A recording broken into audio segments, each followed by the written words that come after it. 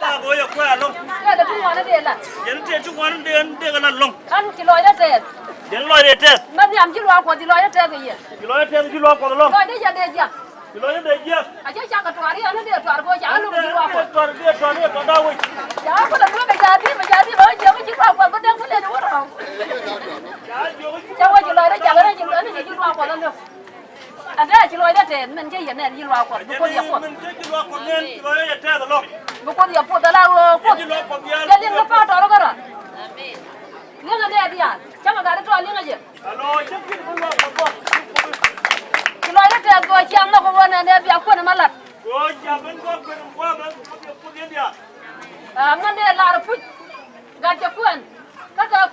quên ngay còn quên là tiêu quên là qua được tin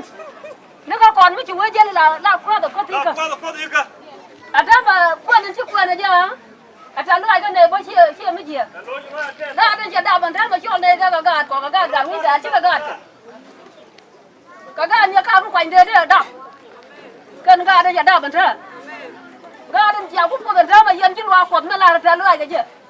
dân chiều cũng chiều này cũng đồng nhiêu được cái thế cái gạt bom quật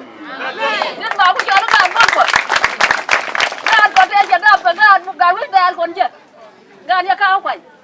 แต่ถ้าประกาศก็ได้เราทุกตอนประกาศเราเป็นอย่างมันเงี้ยกับพวกเราดับมันเราเนี่ยการจะบอกชาวบ้านคนตัวเจ้าละการเนี่ยมันก็ไหนคนการเบลเลียแต่เจ้าละการรู้จักทุกตอนเราของพวกเราหัวเสียมันง่ายยันเชี่ยงคนเลิศก็ดีเลิศก็การเงี้ยก็แต่ชิลอยได้เยอะแต่ถ้ามาว่าแล้วนะไม่ชาวคนนั้นเราจะชิลอยคนที่เนี่ยง่ายจะว่าชิลอยดับตัวเนี่ยก็จะกับบ้านคนเดียวตัวเรียกหมอเชี่ยทัวก็จะเจ้าทัวก็จะทัวก็เชี่ยเถิดเชี่ยกันไม่เจอเรียกเรียกกันแบบยิ่งเลยก็จะทัวก็ยันทัวก็พร้อมกันวิ่งแบบก็เป็นผู้ใดผู้ใดเป็นก่อนยันใดดอลมาก็เชี่ยก็ดูได้ที่เชี่ยก็คนที่แบบเดียวมันนักการก็ที่รอเป็นก่อนแล้วในคนแต่ลอยก็คุยแต่ก็แค่มากกว่าจะไม่เยอะก็จะหลับก็คุยตาดันบ้านเราโรยลอยได้แต่ยันที่รอก่อนโดยเสียเรียกกันที่เช่นหลัดบ่ออะไรจะทั่วกันวัน